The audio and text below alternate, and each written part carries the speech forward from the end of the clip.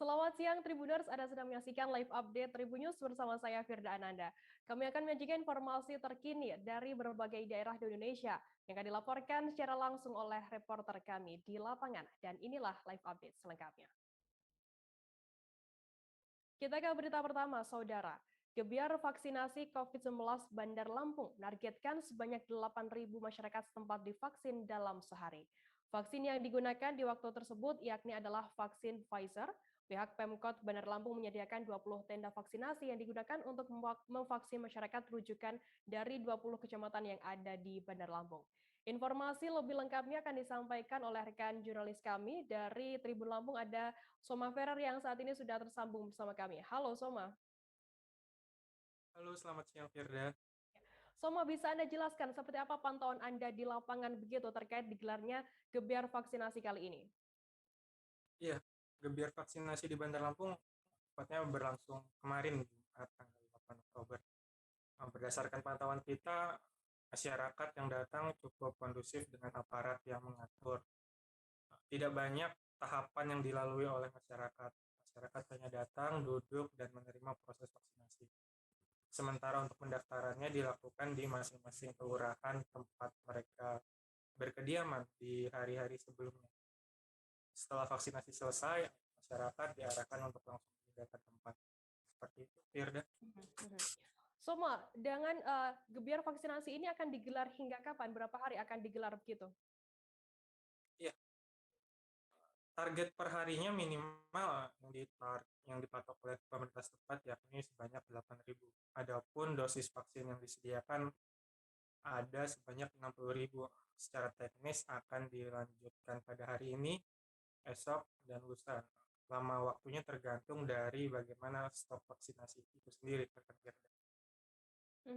Soma, lantas bagaimana respon dari masyarakat sendiri atas adanya gebiar vaksinasi yang digelar oleh Pemkot Bandar Lampung ini? Ya, sejauh ini masyarakat memang menyambut baik adanya gebiar vaksinasi tersebut. Di mana gebiar vaksinasi itu diketahui dilakukan dengan vaksin merek Pfizer ya, efikasinya 95%. Itu masyarakat sangat merasa tenang dalam vaksinasi. Soma, bagaimana lantas kemudian masyarakat di Bandar Lampung sendiri bagaimana caranya agar bisa mengikuti vaksinasi di gebiar vaksinasi kali ini? Iya, gebiar vaksinasi dilaksanakan di tempat yang sama, yakni di lapangan Saburai Bandar Lampung, di mana untuk mengikuti itu sebetulnya masyarakat diharuskan untuk mendaftarkan diri melalui kelurahan setempat. Hanya dengan menunjukkan KTP dengan Kota Bandar Lampung saja rekan. Apakah ada pesan khusus begitu dari Wali Kota Bandar Lampung sendiri terkait gebiar vaksinasi dan juga penanganan COVID-19 di Bandar Lampung sendiri? Pesan khusus dari Wali Kota maupun pemerintah setempat yakni agar masyarakat untuk dapat memaksimalkan proses gebiar vaksinasi tersebut, dan tidak lain bagaimana protokol kesehatan untuk tetap ditegakkan di aktivitas apapun masyarakat berkegiatan. Baik, terima kasih rekan jurnalis dari Tribun Lampung, Soma Ferrer atas laporannya. Selamat bertugas kembali.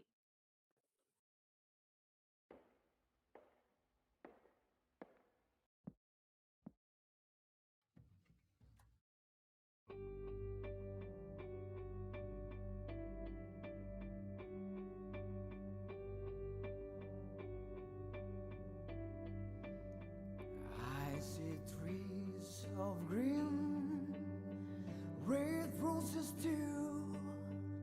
I see them bloom for me and you. And I think to myself, oh, what a wonderful world. I see skies of blue and clouds of white. The Kita beralih ke informasi selanjutnya, Saudara. Pasca diledakannya bom milik teroris Imam Mulyana di kawasan Gunung Ciremai pekan lalu, Warga digegerkan dengan melihat sosok seekor macan tutul warna hitam di area perkebunan. Warga pun kaget lantaran baru pertama kali area perkebunan yang hanya berjarak beberapa kilometer dari permukiman warga didatangi si raja hutan tersebut. Diduga macan tutul yang dilihat warga merupakan selamat Ramadan. Macan tutul Jawa yang dilepas liarkan di Kabupaten Kuningan pada 2019 lalu. Informasi lebih lengkapnya akan disampaikan oleh rekan jurnalis kami dari Tribun Cirebon, ada Eki Yulianto yang saat ini sudah tersambung bersama kami. Halo Eki. Halo Firda. Ya. Eki, bisa Anda jelaskan bagaimana kronologi warga ini melihat secara langsung macan tutul di area perkebunan ini? Ya, jadi salah satu warga bernama Somantri telah melihat sosok seekor macan tutul ya berwarna hitam pada malam Jumat kemarin sekitar pukul 9 malam. Jadi menurut keterangan Somantri bahwa ia mengaku sejatinya sering buat berpatroli ya atau jalan-jalan di area perkebunan ketika malam hari. Namun Somantri kaget saat hewan peliharaan berupa anjing yang dibawanya itu menggonggong cukup keras ya. Nah, setelah ditelusuri, anjing tersebut telah melihat sosok hitam berbadan besar yang mana setelah disenter oleh Somantri terlihat macan tutul berwarna hitam sedang berdiri di semak-semak. Nah, sontak Somantri kaget dan macan tersebut langsung melarikan diri. Nah, tak sampai di situ, anjingnya yang dibawa Somantri langsung mengejar dan berakhir di sebuah pohon. Macan tutul itu menaiki pohon dengan dibawanya dikawal ya oleh anjing milik Somantri ya. Selanjutnya Somantri akhirnya minta tolong bantuan warga yang berniat untuk menangkap macan tersebut. Tapi karena warga merasa takut dan mungkin terlalu lama juga dibiarkan di atas pohon, macan tersebut akhirnya kabur ya. Somantri juga mengaku selain melihat ciri macan tutul yang berwarna hitam, ia pun melihat di lehernya terdapat kalung ya. Jadi Somantri itu menduga macan dengan ciri-ciri tersebut merupakan selamat Ramadan, yaitu macan tutul Jawa yang dilepas liarkan di Kabupaten Kuningan pada 2019 lalu, atau lebih dikenal dengan sebutan si Raja Hutan Gunung Ciremai. Tidak.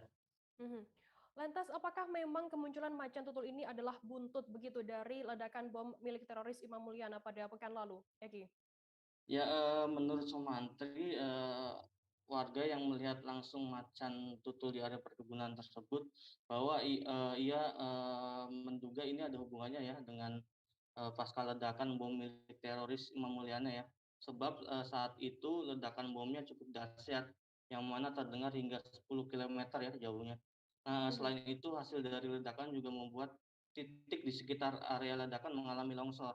Nah, itu membuat Somantri dan warga lainnya menduga macan selamat Ramadan ini merasa terganggu ya dan mencoba mencari perlindungan yang mana akhirnya datang ke area perkebunan milik warga ya meski belum sampai ke pemukiman.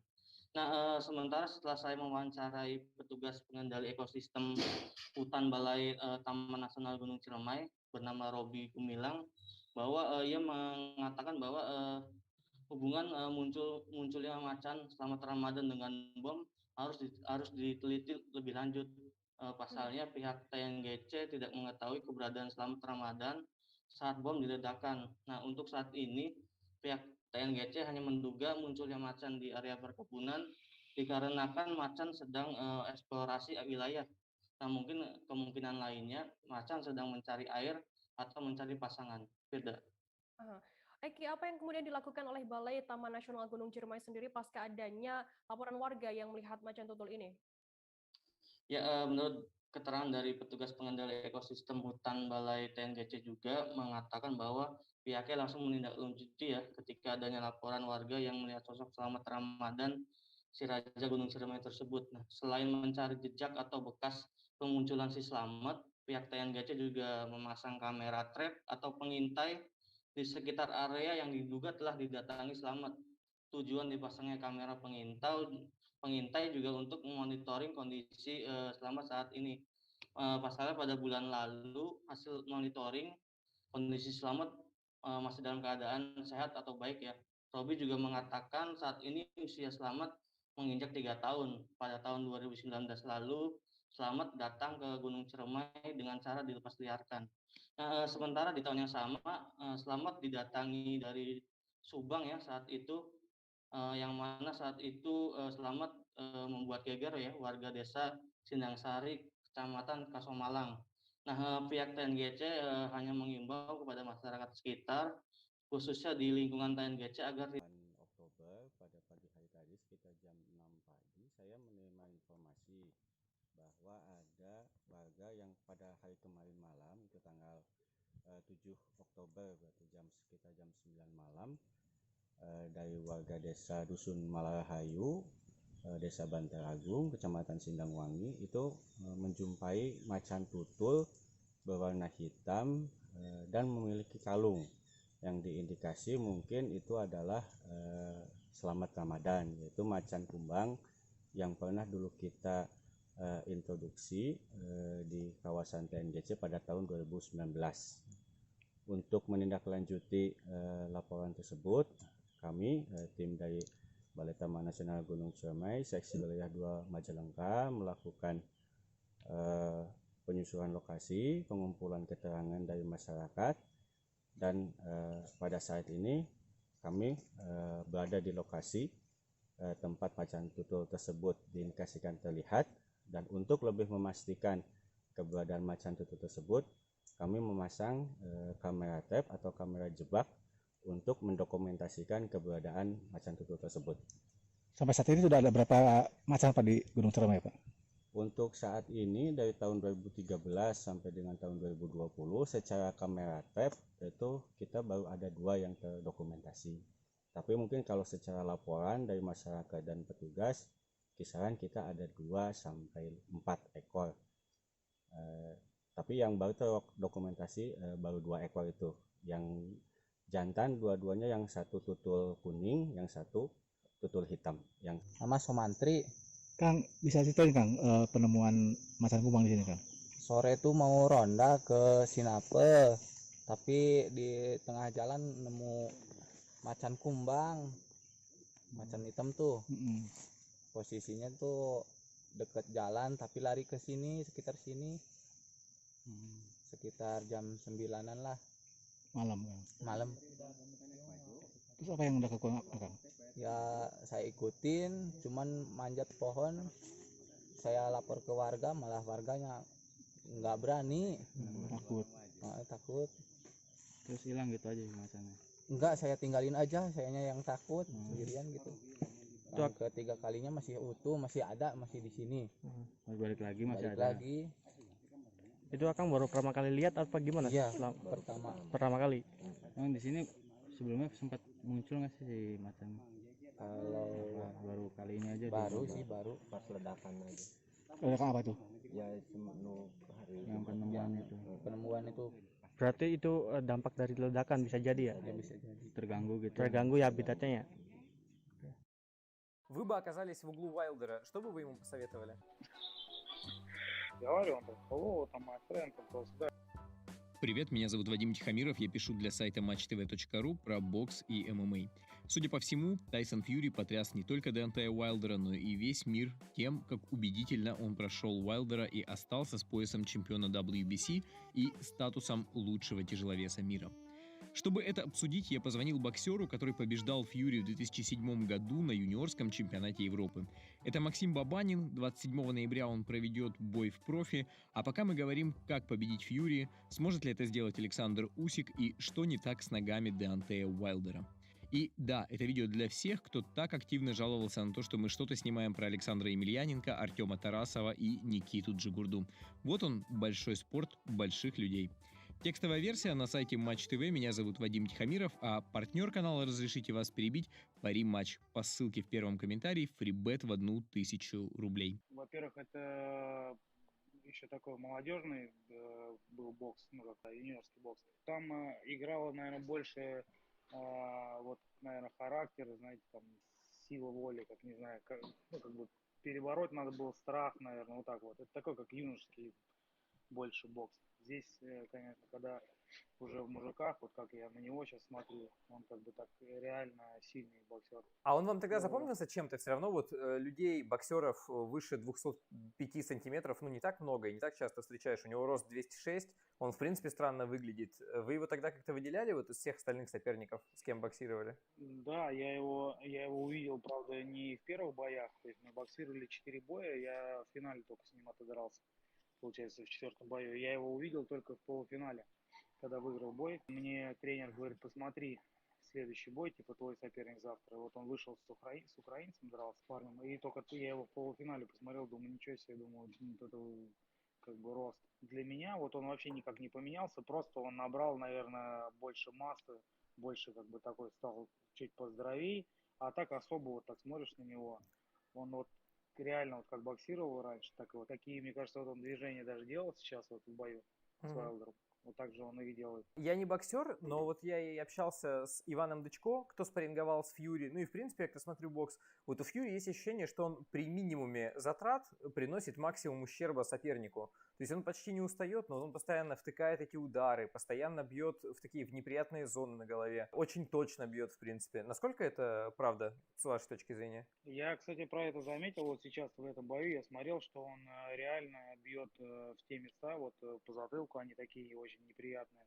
И так-то, по сути дела, точных ударов, именно вот там, да, в челюсть, к примеру, там, или куда-то в висок, особо такого, ну, были, он попадал туда, но очень мало. Больше попадал ударов вот как раз-таки в висок, куда-то вот. Когда мы с ним боксировали, у него еще такой наглости не было, он так не боксировал, как бы не бил по затылку. И еще заметно, Фьюри выбирает себе таких соперников, которым ему удобно. Вот я ему неудобен. Допустим, если взять бой в профессионалах, мне сделать с ним бой, то ему тоже неудобно будет со мной боксировать. Это прям 100%, я уверен в этом. А вы бы вышли с ним побоксировать в профессионалах, если бы вам вдруг разом предложили этот бой? Там, за полгода? Ну, а почему бы и нет? То есть вы не думаете, что вот он именно из-за того, что перешел в профи, прям набрал какие-то такие навыки, которые нет у вас, как у боксера там с любительской школой? Нет, я не думаю, что он не набрал. Он набрал и в школе, может быть, и это, но для меня, я смотрю его сейчас, он как бы вот какой он был, такой он и есть. А когда вы с ним боксировали, что было самым неприятным из того, что он делал? Ну, я так сильно переживал, но я вышел в ринг, и я понимал, что мне надо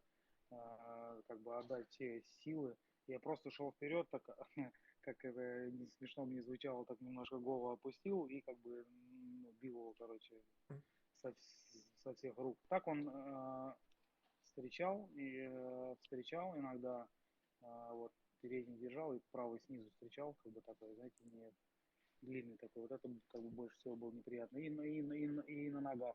То есть он от меня все время убегал. То есть мне его вот тяжело было достать. Реально тяжело его таскать на себе, вот то, про что многие говорят, что он умеет повисать и выматывать из-за этого оппонента. Да, это самая главная, наверное, ошибка вот в боксе, когда мы начинаем на себя таскать друг друга, то выматывает очень сильно. То есть я недавно спарринговал с Кудряшовым, и я когда с ним в клинч вошел, то есть он начал какие-то такие вот движения делать, типа и повисать, и как бы ломать, и я понимаю, что очень много сил забирает. Потом думаю, я думаю, с ним в клинче больше не буду вступать. Вы бы оказались в углу Уайлдера, что бы вы ему посоветовали? Я бы его снял бы, наверное, в раунде 7-м. Вот у меня те же самые мысли. Когда он просто, я видел его в глазах, что он как бы просто в тумане, то есть он не восстановился. Я не знаю, как он там еще боксировал, но для меня он плыл просто, а к хорошему это не привело. Не зря врач там в 9-м раунде, да, к нему или 8-м Да. И типа у него что-то спросил. А вы согласны, что у Уайлдера на самом деле в ногах есть вообще огромное отставание от Фьюри? Вот я просто смотрю, как они... Да, это тоже как немаловажно, что у него ноги, как это по-русски сказать, расхлябаны, да, мы называем это, или как-то. То есть они сами по себе шагают. У него, может, голова, то есть мозги быстрее работают, ноги как бы сами что-то хотят сделать, а он просто не успевает их там поставить правильно. А вот я говорил с Евгением Романовым, это тоже российский боксер, который побеждал Уайлдера. Но вот что мне было у него интересно спросить, может быть, болезненный вопрос, я говорю, вот смотрите, Евгений, вы победили Уайлдера, но Уайлдер сейчас боксирует за титулы за несколько миллионов долларов, а вы в какой-то момент работали в Волгограде, там, в Министерстве спорта или что-то такое. У вас ни разу... 18 тысяч рублей. Да. У вас ни разу не было сожаления, ну или вот знаете, мысли типа, где я свернул не туда, что Тайсон Фьюри, которого я прошел, сейчас боксирует за титулы, а вы продолжаете боксировать в любителях. Просто интересно, как это с вашей стороны выглядит. Я особо сильно не жалею, что я вот до сих пор там в любительском боксе вот был, по крайней мере, вот до сентября месяца. Но у меня есть немножко такое, как бы, немножко я так подрастроен, что в нужный момент, наверное, когда уже вот любительский бокс, он уже тебе не приносит пользу, он тебе приносит только вред. Что меня кто-то не направил, это тот же также мой тренер Сергей Леонович Гусарян, то есть он, во-первых, он взрослый тренер старой закалки, то есть профи для него это как бы, знаете, как новое, ну, она и для нас тоже, то есть я всегда говорил, что если ты в профи переходишь, ты начинаешь все заново, как будто в первый раз пришел в бокс, то же самое и в профи, мне надо было давно уходить. Я не знаю, что бы получилось бы, но я думаю, что мне любительский бокс дал столько много багажа, который у меня есть, как бы, я думаю, хуже точно бы не стало. В двух словах, чем вы сейчас занимаетесь? То есть вот как у вас карьера, перспективы? Вот просто конкретно даже это утро Тайсон Фьюри боксировал с Деонтеем Уайлдером. Человек, который побил Тайсона Фьюри. Что сегодня делал? Человек сегодня приехал в Сочи на сбор. Буду, ну, вот неделю побуду здесь, подготовлюсь. У меня намечен бой 27 ноября по профи. И как бы вот начну здесь немножко подготавливаться. Вот Романов очень сильно старался, ну не то чтобы открещиваться, но он даже меня просил, говорит, не надо сильно эту тему муссировать, там, зачем, что я побил Уайлдера. А как вы считаете, для вас-то может быть, ну, таким бонусом, чуть-чуть добавкой к вашему, скажем так, продвижению как боксера-профессионала, что вы били Фьюри в любителях? То есть вы сами как бы не против того, чтобы эта деталь упоминалась? Да нет, конечно, я при любом в каком-нибудь случае, где можно это сказать, я бы ему сам сказал, я вызываю тебя на бой. Может быть, это сейчас невозможно, вот прям сейчас раз и сделал этот бой. Фьюри 126 килограммов, Александр Усик 100 килограммов. Как вы считаете, у Усика есть шанс против него? Если взять Уайлдера и Усика, да, то есть вот у Санина ноги в порядке, если брать, ну, у него и так все в порядке, но в плане того, что вот по ногам даже если взять, я думаю, что особо проблем не будет, просто по Тайсону Фьюри очень тяжело попасть. До боя с Джошуа ему тоже говорили, что он типа недовесок, что он там не сможет. Вот вышел, все показал. Но при этом у Фьюри, конечно, кроме веса же еще вот то, о чем вы сказали, что есть такая пластичность, он действительно как-то как вода, и как будто бы ты постоянно не можешь эту челюсть найти так со стороны, если смотришь. Когда Евгений Тищенко, олимпийский чемпион наш, съездил к нему на спарринге, я ему позвонил, говорю, ну, первый вопрос, я говорю, Жень, ну что, как? Он говорит, слушай, по нему так тяжело попасть. А вот у вас по этому бою не осталось вообще впечатление, что, ну, там, бой года, там, супер противостояние, но, по сути, Уайлдер 5 раундов просто принимал удары, и это чуть жестоким уже начинало казаться? Ну, я вот до этого боя бы, ну, как бы сказал бы, что Усик с Джошуа, да, такой на бой года тянет, но после этого боя я соглашусь с этим, что это реально такая битва титанов была. А у вас с Фьюри было какое-то общение после вашего боя? Или вы просто вот пожали руки, и вы его больше не помните на тех соревнованиях? Нет, мы после боя, ну, после так как нас наградили, мы с ним не общались, но потом, в 2016 году, мы поехали в Голландию на турнир, и у нас там супервайзер был, он так по-русски разговаривал, и, короче, бывшего Советского Союза, и он мне подошел, говорит, слушай, говорит, Фьюри сказал, что приедет. Узнал, что ты выступаешь в Голландии здесь на турнире, сказал, что приедет и посмотреть на тебя, там, поздороваться. И я такой говорю, да не, Макс, я говорю, что ты шутишь, говорю, как бы не верю эти, короче. Он говорит, ну посмотрим. Ну я так разминаюсь, там стою, смотрю, по лестнице поднимается он, и его там, может, менеджер или кто-то был с ним. Друг. Я такой раз удивился, он такой подходит ко мне. Ну, как особо по-английски я не сильно не разговариваю. Он там, hello, там, my friend, там, то сюда. Я разминался, так поздоровался с ним, и он зашел в зал. И все. И после боя тоже мы с ним сфоткались. Я выиграл бой, мы с ним сфоткались. Как бы так особо так, ну, ломаном английском пообщались и все. Слушайте, а 2016 год, он же должен был быть в такой в не очень хорошей форме. Ощутили это тогда? Это же как раз вот начало его такого долгого трехгодичного загула после Кличко было. Нет, Кличко он выиграл в 2015 году. Этот турнир был февраль или март, что-то вот начало года, то есть он еще нормальный. Вот по виду он еще был нормальный. Как вы думаете, его реально нокаутировать, ну, победить досрочно в целом? Вот опять же, там, когда вы попадали по нему, и вот сейчас вы видите, что вот так он может даже упасть, но встать, например. Так вот Уайлдер это и показал, я думаю, почему бы и нет. Если бы включился бы чуть раньше бы вот после этих нокдаунов, то я думаю, что и также он упал бы, и можно было выиграть. Конечно, у него так видно здоровье, как бы такое, можно сказать, богатырское, что он то есть после таких ударов встает и как будто ничего не было и восстанавливается хорошо. Как бы, я не знаю, проходит это на своих силах, либо, может быть, там вмешиваются какие-то там, ну, сами понимаете, допинги, не до того, как бы восстановление у него очень сильно идет. То есть, если посмотреть на Уайлдера, как он там плыл, так и видно было, что если взять его, он там раунд 2, он там потерпелил чуть-чуть и как бы восстановился. Раз уж он так хорошо держит удары в голову и встает после них, а его нереально нокаутировать ударами по корпусу или по печени? Вот я спрашивал, опять же, у Ивана Дычко про то, что Уайлдер готовил удары по корпусу. Он говорит, да нет, мне кажется, тяжело.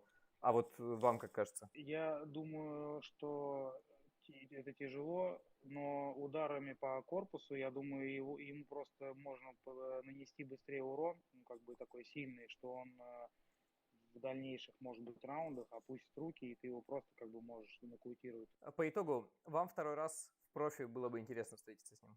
Да, конечно. Я не представляю еще пока, как это сделать, но да.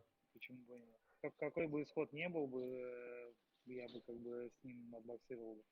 На этом все. Если вы слышите это сообщение, то спасибо, что досмотрели до конца. Уже в конце недели на этом канале будут видео с поединком Магомеда Исмаилова и Владимира Минеева из Сочи. Так что никуда не уходите.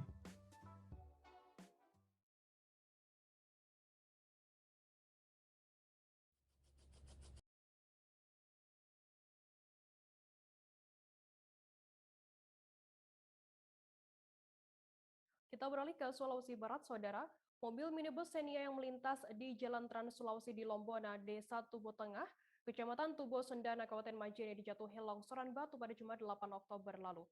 Mobil itu ditumpangi 4 orang. Akibat kejadian tersebut, 1 orang meninggal dunia dan 3 orang mengalami luka-luka.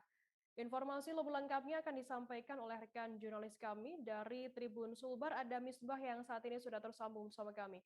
Halo Misbah. Ya, Firda, selamat siang. Misbah, bisa Anda jelaskan bagaimana kronologi mobil tersebut bisa tertimpa longsoran batu? Ya, Firda, dapat kami laporkan bahwa awal mula kejadian sebuah mobil ya tertimpa longsoran batu ini. Awalnya mobil tersebut berangkat dari Polowali Mandar menuju ke Mamuju, kemudian akan terus ke Palu karena mobil ini memang awalnya adalah mobil penumpang dan kemudian terjadi insiden mobil ini dijatuhi longsoran batu tepatnya di Jalan Trans Sulawesi di Lombona, Desa Tubo Tengah, Kecamatan Tubo Sendana, Kabupaten Majene pada Jumat 8 Oktober 2021.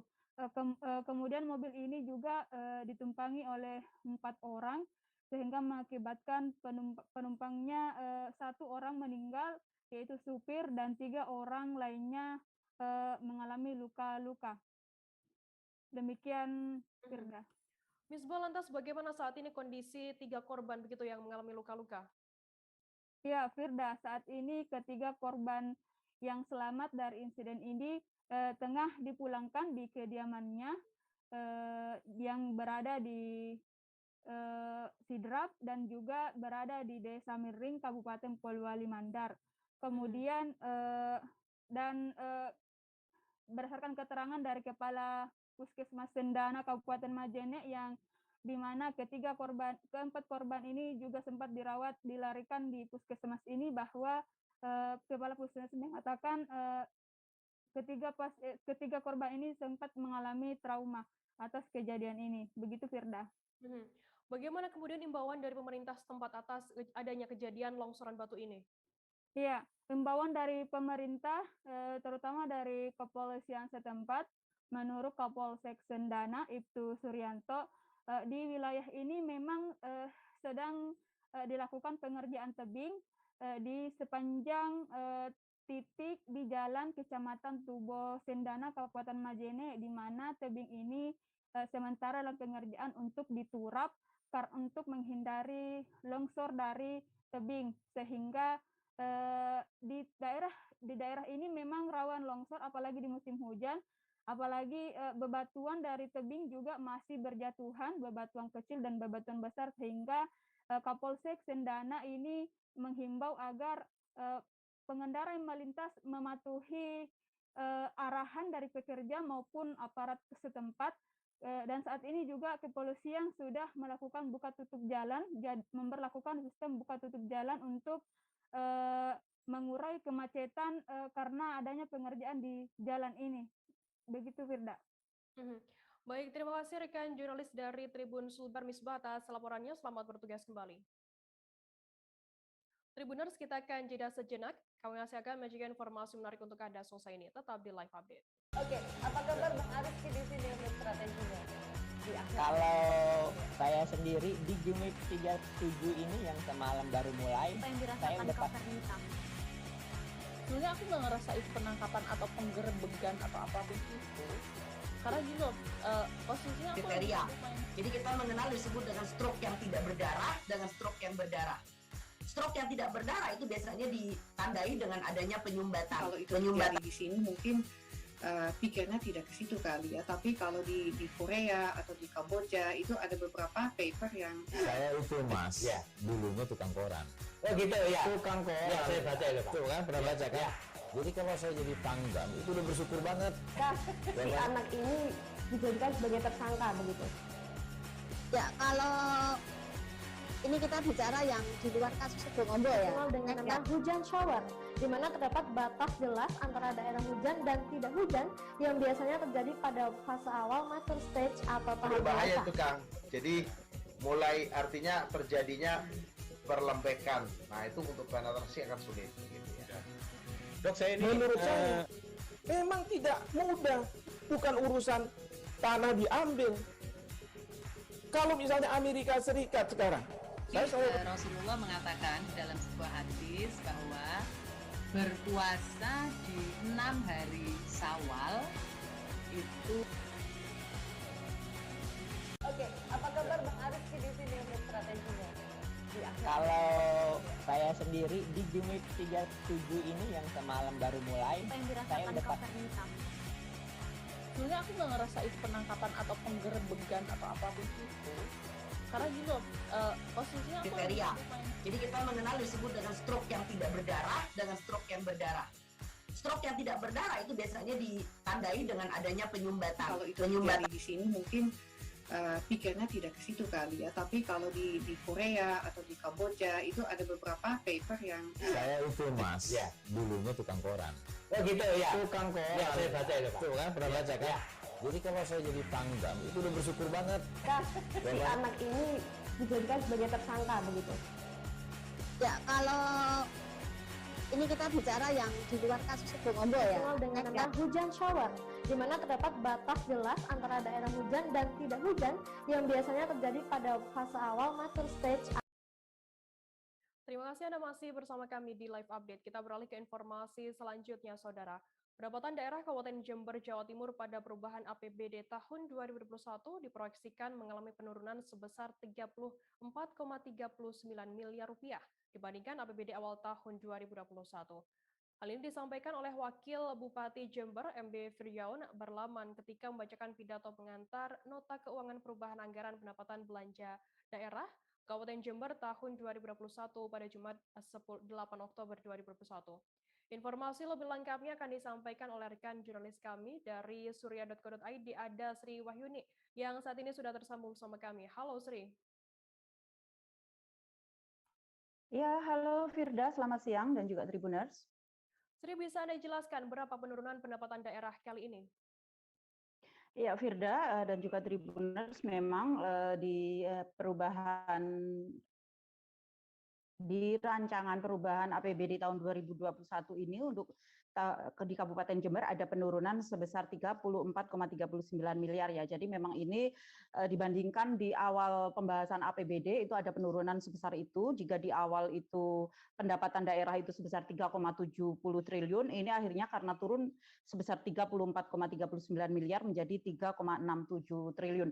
Dan ini pembahasan ini saat ini sedang digodok oleh pihak eksekutif pemerintah Kabupaten Jember dan juga legislatif DPRD Kabupaten Jember. Begitu, Firda. Untuk penyebabnya sendiri, apa penyebab penurunan pendapatan daerah tahun 2021 ini, Sri? Iya, pandemi COVID-19 memang harus diakui ini membuat penurunan yang sebesar itu ya. Kalau 34 miliar itu kalau diasumsikan itu kalau untuk membangun umpama 1 miliar bisa memperbaiki 1 kilometer jalan, berarti sudah bisa dipakai untuk memperbaiki jalan rusak 34 kilometer kalau umpama itu 34 miliar. Dan pandemi ini memang menjadi penyebab turunnya pendapatan daerah ini karena ada penurunan juga dari pendapatan transfer dari pemerintah pusat dan pemerintah provinsi ke daerah karena pandemi ini, termasuk ke Kabupaten Jember. Jadi memang di pendapatan daerah itu ada 3 komposisi penyumbangnya, ada pendapatan asli daerah, ada pendapatan transfer, dan ada lain-lain pendapatan daerah yang sah. Dan di sini komposisi paling tinggi adalah pendapatan transfer, seperti bagi hasil dari pemerintah provinsi maupun dana perimbangan dari pemerintah pusat. Dan sayangnya itu akibat pandemi ini transfer dari pemerintah pusat dan daerah itu dari provinsi ke daerah seperti Kabupaten Jember itu turun begitu. Sri, sampai akhir tahun berapa serapan anggaran APBD keseluruhan? Ya, sampai saat ini jadi pembahasan di PAPBD ini diketahui memang serapan anggaran APBD tahun 2021 untuk Kabupaten Jember itu masih 40% ya dari kalau total APBD itu 4,2 triliun, masih 40%, masih sedikit.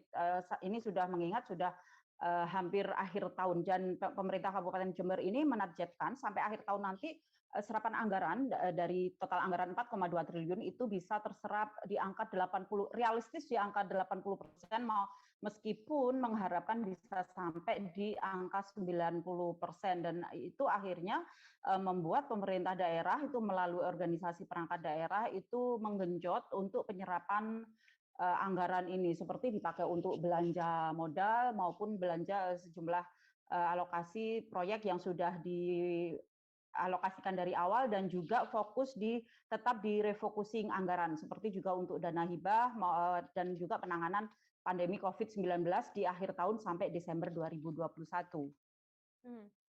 Baik, Tribuners, jurnalis kami tadi juga sudah menghimpun keterangan dari Sekda Jember, Mirvano, dan berikut liputannya untuk Anda. Ya, tadi sudah disebutkan pada saat Kabupaten Kota, ya, yang pertama kita lakukan rasionalisasi. Ada anggaran transfer yang kurang, kemudian PAD ada penambahan sedikit. Kalau dari totalnya ada pengurangan sekitar 39 miliar,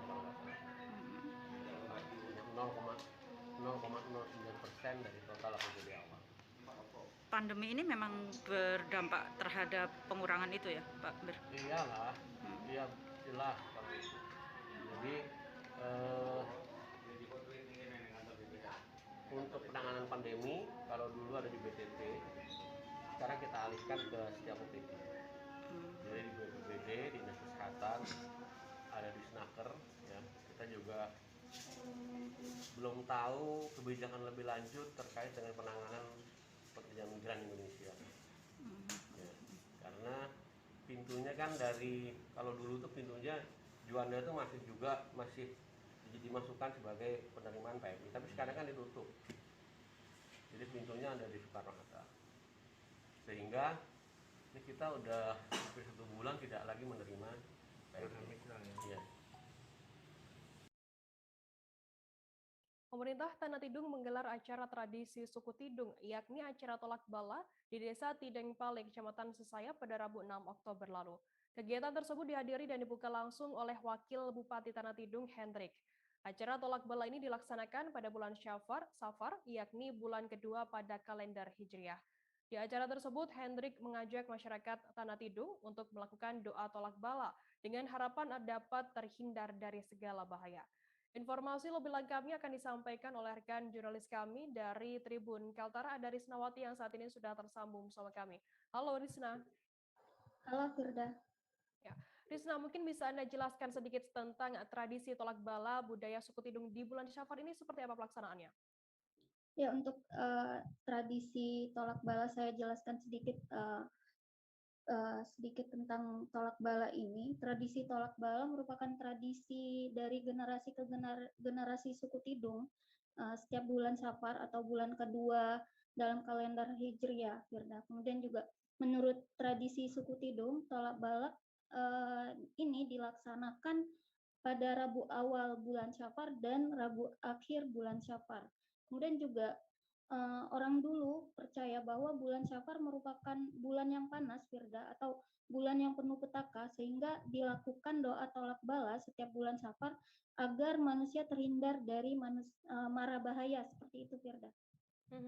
Apa saja, Risna, yang dilakukan dalam tradisi tolak bala Tanah Tidung ini?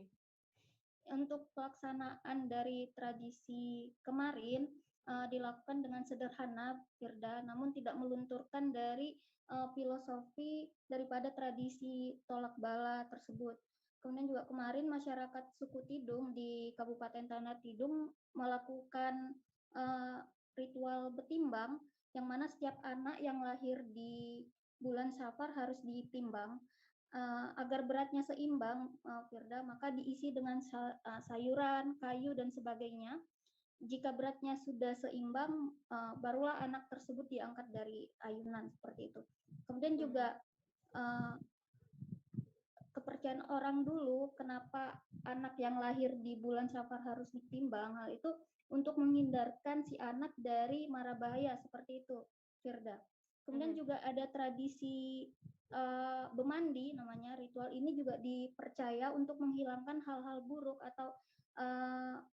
atau untuk membersihkan diri dari mara bahaya, seperti itu. Kemudian juga dalam tradisi ini juga kebiasaan masyarakat suku Tidung membawa kue-kue zaman dulu, Firda, untuk kemudian dibagi atau ditukar atau saling bertukar kue, kemudian dibawa pulang kembali, seperti itu.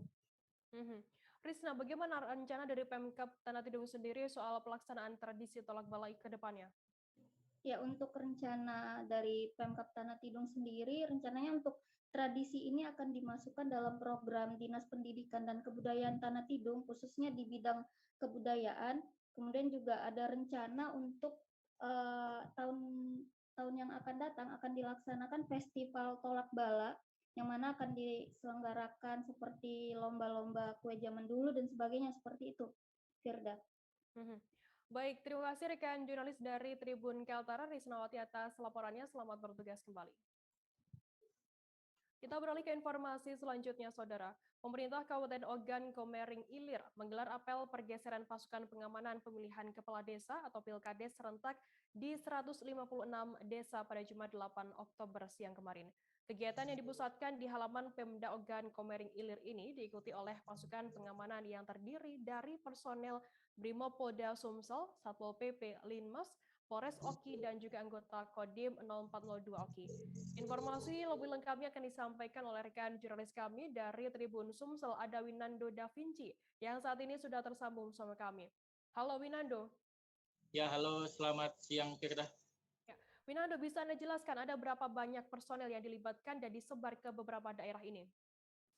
Oke Firda, dari wawancara yang saya lakukan terhadap Kapolres Ogan Komering Ilir AKBP Dilianto, bahwa pasukan gabungan yang diterjunkan untuk melakukan pengamanan Pilkades serentak di 156 desa, yakni terdapat 530 personil dari Polres Oki, dibantu dengan 83 anggota dari TNI Kodim 0402 Oki, dan 30 personil atau 1 SSK dari Brimopolda Sumsel dan puluhan anggota dari Satpol PP maupun Linmas yang ada di Kabupaten Oki. Firda. Kapan Pilkades serentak ini akan diselenggarakan di Oki sendiri? Oke Firda, sebelumnya Pilkades serentak di Kabupaten Oki ini sempat tertunda selama kurang lebih 2 bulan. Dikarenakan saat itu Kabupaten Oki sedang berada di zona merah penyebaran COVID-19. Namun saat ini dari jadwal yang sudah direncanakan akan dilakukan tanggal 12 Oktober mendatang atau hari Selasa. Firda. Kemudian bagaimana imbauan dari pemerintah daerah sendiri untuk para calon kades? Kemarin juga saya sudah melakukan wawancara terhadap Wakil Bupati Ogan Komering Ilir, Haji Muhammad Ja'far Sodik. Dirinya mengatakan dan menghimbau kepada seluruh calon kepala desa untuk memberikan contoh yang baik dan jangan sampai memprovokasi para pendukungnya. Dan dia juga mengharapkan para calon harus mengakui atau harus mengakui kemenangan atau kekalahannya. Dan satu lagi, untuk daerah rawan konflik, Ja'far Sodik mengimbau kepada seluruh personil jangan sampai lengah, karena bisa jadi di lokasi yang lebih aman justru konflik itu dapat terjadi. Baik, Tribuners, jurnalis kami tadi juga sudah menghimpun keterangan dari Wakil Bupati Ogan Komering Ilir, Ja'far Sodik, dan berikut liputannya untuk Anda. Geser masukan ini tujuannya setelah ini nanti biar tahu dengan lokasi-lokasi yang perlu pengamanan. Bahkan sudah saya sampaikan juga untuk pengamanan jangan sampai kita terlena. Terlena di mana? Untuk pengalaman yang lalu diprediksi di situ aman, begitu kita geser ke tempat yang diprediksi kurang aman, ternyata yang kurang aman ya. Di situ untuk kebersamaannya dan netralitasnya harus kita jaga.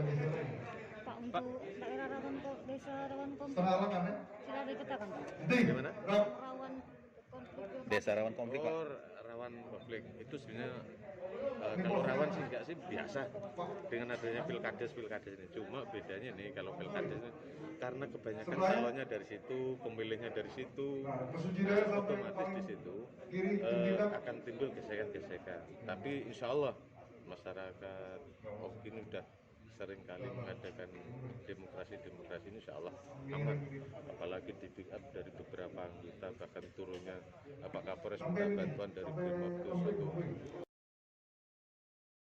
Tribuners, selanjutnya kami akan kembali dengan informasi menarik lainnya, tetap di Live Update. Oke, apa kabar Bang Ariski di sini untuk strateginya? Ya. Kalau saya sendiri di Jumit 37 ini yang semalam baru mulai, saya udah sebenarnya aku nggak ngerasa itu penangkapan atau penggerbegan atau apapun itu, karena gini loh, posisinya aku kriteria. Jadi kita mengenal disebut dengan stroke yang tidak berdarah dengan stroke yang berdarah. Stroke yang tidak berdarah itu biasanya ditandai dengan adanya penyumbatan. Kalau itu terjadi di sini mungkin pikirnya tidak ke situ kali ya, tapi kalau di Korea atau di Kamboja itu ada beberapa paper yang saya itu Mas, ya, dulunya tukang koran. Oh gitu ya. Tukang koran. Ya, saya baca itu Pak. Tuh kan pernah baca kan? Ya. Jadi kalau saya jadi pangdam itu udah bersyukur banget. Si anak ini dijadikan sebagai tersangka begitu. Ya, kalau ini kita bicara yang di luar kasus Bongombo ya. Dengan nama hujan shower, di mana terdapat batas jelas antara daerah hujan dan tidak hujan yang biasanya terjadi pada fase awal mature stage atau tahap berbahaya itu Kang. Jadi mulai artinya terjadinya perlembekan. Nah itu untuk penetrasi akan sulit. Gitu ya. Dok, saya ini menurut saya memang tidak mudah. Bukan urusan tanah diambil. Kalau misalnya Amerika Serikat sekarang. Rasulullah mengatakan dalam sebuah hadis bahwa berpuasa di 6 hari Syawal itu. Oke, apa kabar Bang Ariski di sini untuk strateginya? Ya. Kalau saya sendiri di Jumit 37 ini yang semalam baru mulai, saya udah sebenarnya aku nggak ngerasa itu penangkapan atau penggerbegan atau apapun itu, Karena gini loh, posisinya aku kriteria. Jadi kita mengenal disebut dengan stroke yang tidak berdarah dengan stroke yang berdarah. Stroke yang tidak berdarah itu biasanya ditandai dengan adanya penyumbatan. Kalau itu terjadi di sini mungkin pikirnya tidak ke situ kali ya, tapi kalau di Korea atau di Kamboja itu ada beberapa paper yang Saya itu mas, dulunya tukang koran. Oh gitu ya. Tukang koran. Ya, saya baca itu Pak. Tuh kan pernah baca kan? Jadi kalau saya jadi tanggang itu udah bersyukur banget. Si anak ini dijadikan sebagai tersangka begitu. Ya, kalau ini kita bicara yang di luar kasus Bongombo ya. Dikenal dengan nama hujan shower, di mana terdapat batas jelas antara daerah hujan dan tidak hujan yang biasanya terjadi pada fase awal mature stage atau tahap Berbahaya dewasa. itu Kang.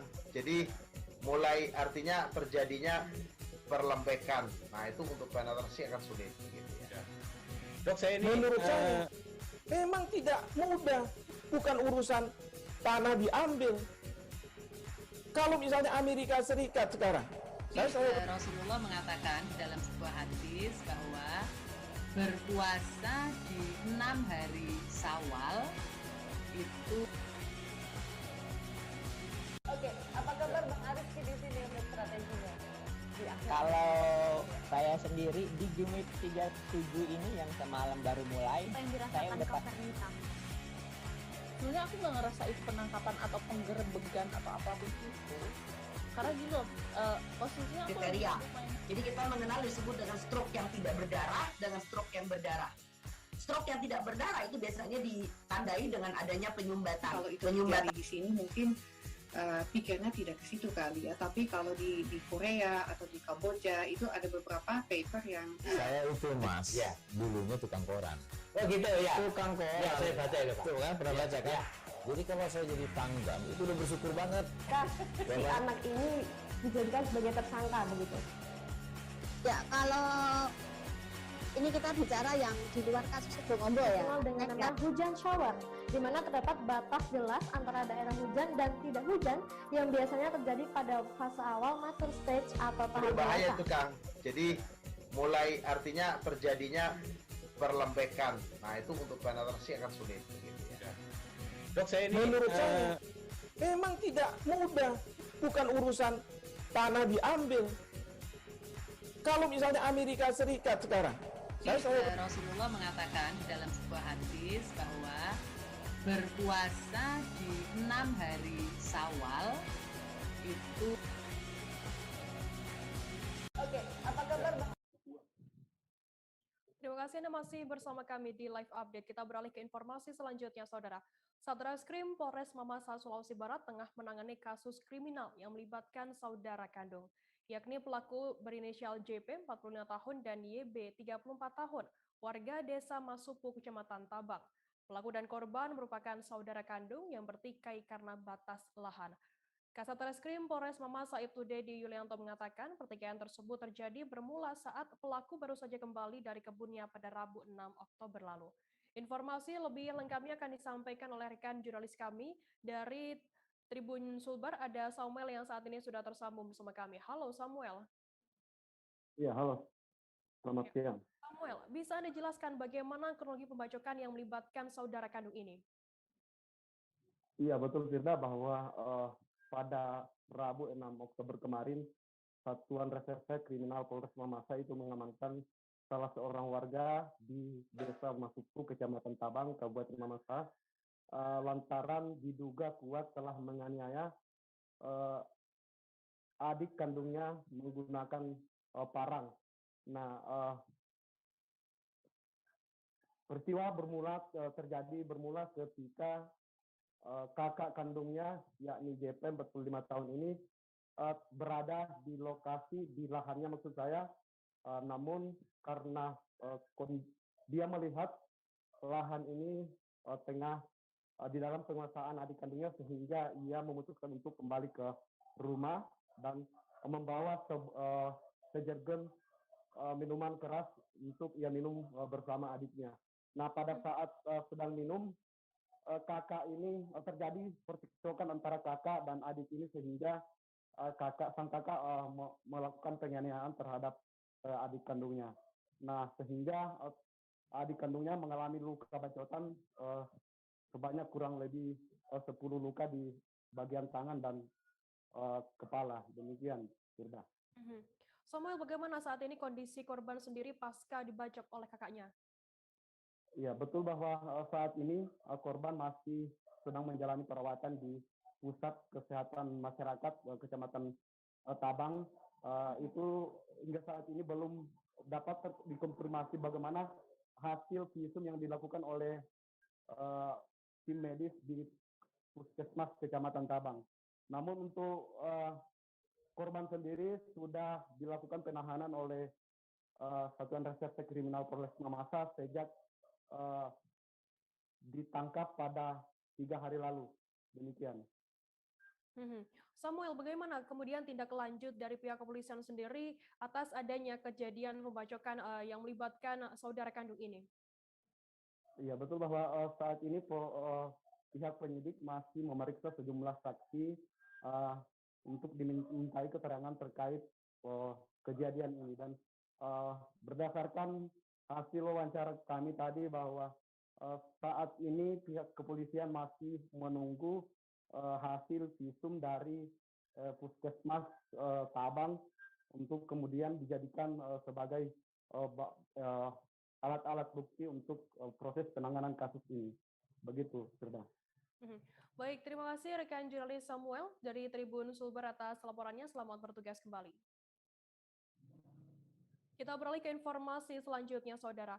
Bupati Penajam Pasir Utara atau PPU Abdul Ghafur Masud memberikan komentarnya mengenai terpilihnya Wali Kota Samarinda Andi Harun sebagai Ketua Umum Asosiasi Pemerintah Daerah Kepulauan dan Pesisir Seluruh Indonesia atau Aspeksindo.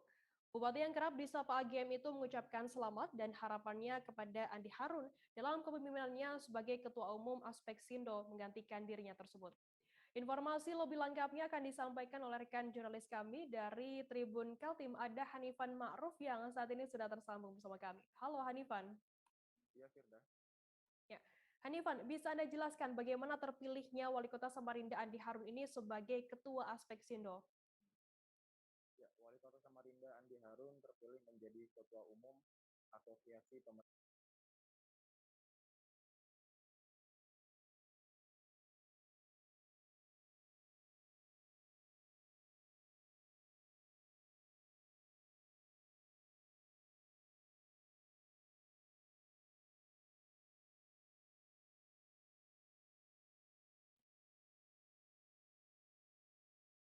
Hanifan, bisa Anda jelaskan bagaimana terpilihnya Wali Kota Samarinda Andi Harun ini sebagai Ketua Aspeksindo? Ya, Wali Kota Samarinda Andi Harun terpilih menjadi Ketua Asosiasi Pemerintah Daerah Kabupaten, Kota, Pesisir, dan Kepulauan Indonesia atau Aspeksindo melalui Musyawarah Nasional Aspeksindo kedua yang diadakan di Provinsi Bangka Belitung, Kabupaten Belitung pada 8 Oktober 2021.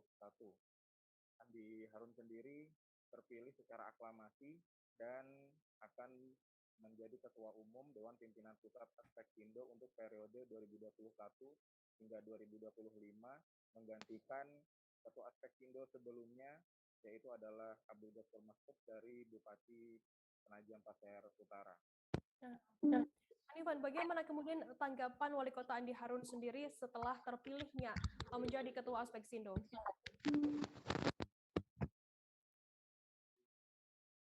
Halo, rekan Hanifan? Andi Harun sendiri.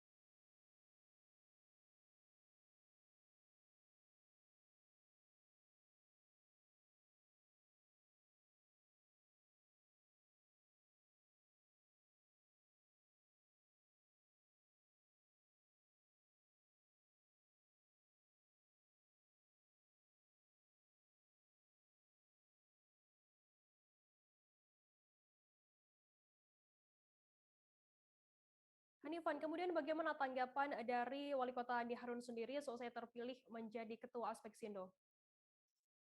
Ya, Andi Harun sendiri memberikan tanggapan atas terpilihnya dirinya untuk menjadi Ketua Umum Aspeksindo di periode 2021 hingga 2025 ini, yang mengatakan bahwa daerah pesisir dan kepulauan Indonesia memiliki banyak sekali potensi yang bisa ditingkatkan untuk kemajuan bangsa Indonesia, dan dirinya berharap dengan kepemimpinannya dalam 4 tahun ke depan di Aspeksindo bisa meningkatkan manfaat yang ada dari potensi-potensi daerah kepulauan dan juga pesisir yang ada di Indonesia untuk kemajuan Indonesia.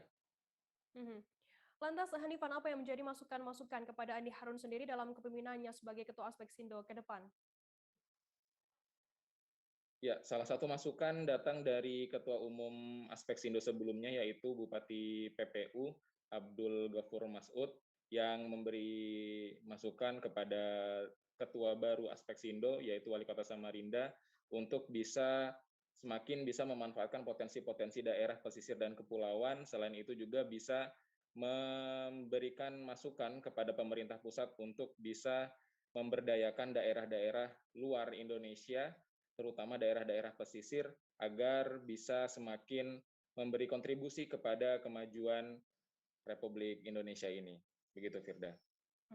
Baik, Tribuners, jurnalis kami tadi juga sudah menghimpun keterangan dari Wali Kota Samarinda Andi Harun, dan berikut liputannya untuk Anda.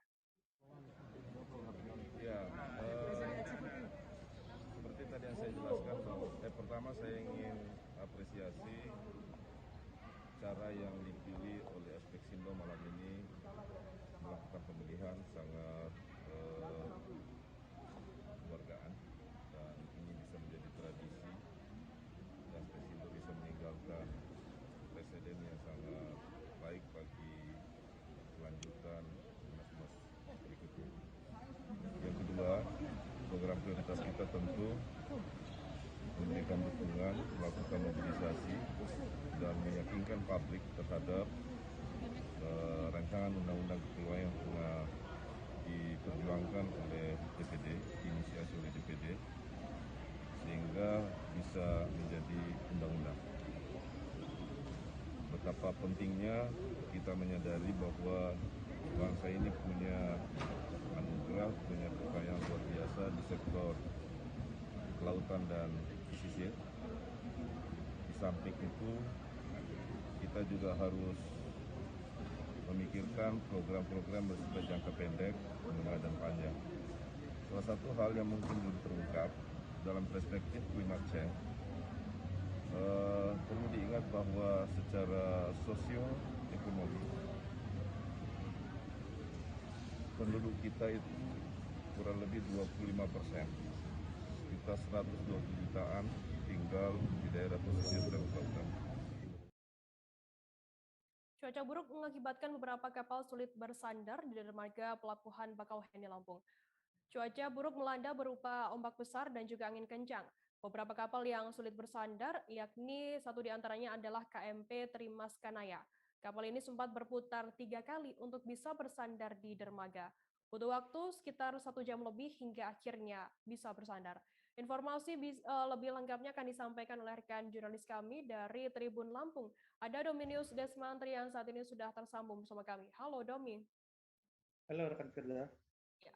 Domi, bisa Anda jelaskan bagaimana cuaca buruk yang melanda di pelabuhan dari pantauan Anda di lapangan? Oke, baik.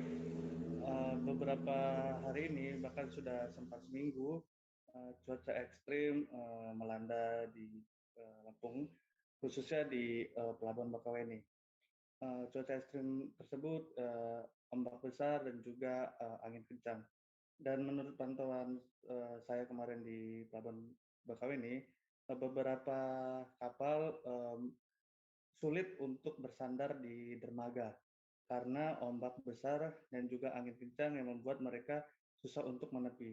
Nah, pantauan saya kemarin di lapangan, KMP Trimas Kanaya itu sempat kesulitan untuk bersandar sebanyak 3 kali sebelum akhirnya ia bisa bersandar di dermaga. Butuh waktu sekitar 1 jam lebih untuk dapat bersandar di dermaga itu karena ombak yang cukup tinggi begitu. Domi, cuaca buruk ini apakah memang baru saja terjadi ataukah memang sudah terjadi beberapa hari di sana, dan bagaimana prediksi cuaca beberapa hari ke depan? Oke, baik. Cuaca ekstrim yang ada di beberapa wilayah di Lampung, khususnya di Lampung Selatan, sudah terjadi sekitar seminggu yang lalu, sudah terjadi sekitar seminggu, dan pihak BMKG pun sudah menghimbau kepada masyarakat khususnya bagi nelayan dan juga moda transportasi laut untuk berhati-hati dan mewaspadai cuaca ekstrem tersebut. Beliau juga memberitahu bahwa cuaca ekstrim ini akan berlangsung mungkin 1-2 hari ke depan. Begitu. Domi, adakah upaya atau tindakan antisipasi dari pihak pelabuhan sendiri terkait adanya cuaca buruk di sana? Baik,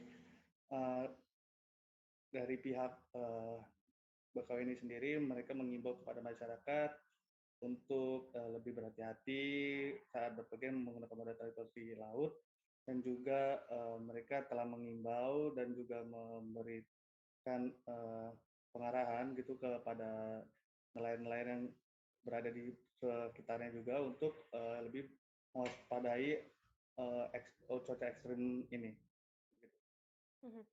Baik, terima kasih rekan jurnalis dari Tribun Lampung, Dominius Desmantri atas laporannya. Selamat bertugas kembali.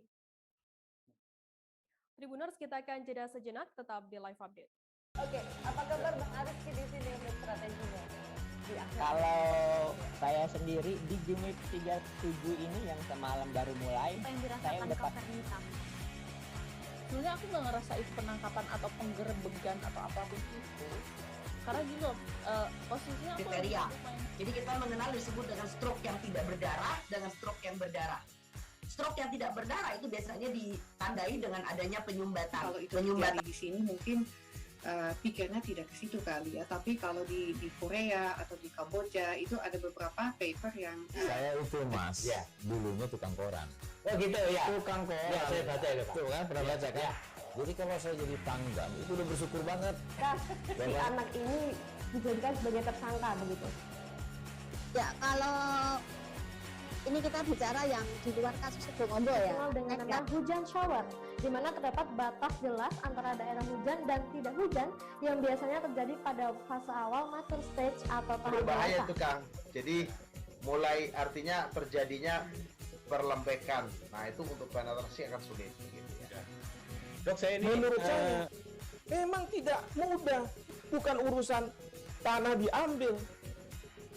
Kalau misalnya Amerika Serikat sekarang, Rasulullah mengatakan dalam sebuah hadis bahwa berpuasa di 6 hari Syawal itu. Oke, apa kabar Bang Ariski di sini untuk strateginya? Kalau saya sendiri di Jumit 37 ini yang semalam baru mulai, saya udah pas. Sebenarnya aku nggak ngerasa itu penangkapan atau penggerebegan atau apapun itu. Karena gini loh, posisinya aku kriteria. Jadi kita mengenal disebut dengan stroke yang tidak berdarah dengan stroke yang berdarah. Stroke yang tidak berdarah itu biasanya ditandai dengan adanya penyumbatan. Kalau itu terjadi di sini mungkin pikirnya tidak ke situ kali ya, tapi kalau di Korea atau di Kamboja itu ada beberapa paper yang saya itu mas, ya, dulunya tukang koran. Oh gitu ya. Tukang koran. Ya, saya baca itu Pak. Tuh kan pernah baca kan? Jadi kalau saya jadi pangdam itu udah bersyukur banget. Si anak ini dijadikan sebagai tersangka begitu. Ya, kalau ini kita bicara yang di luar kasus Sebongombo ya. Dengan nama hujan shower, di mana terdapat batas jelas antara daerah hujan dan tidak hujan yang biasanya terjadi pada fase awal mature stage atau tahap berbahaya dewasa. itu Kang. Jadi mulai artinya terjadinya perlembekan. Nah itu untuk penetrasi akan sulit. Gitu ya. Dok, saya ini menurut saya memang tidak mudah, bukan urusan tanah diambil.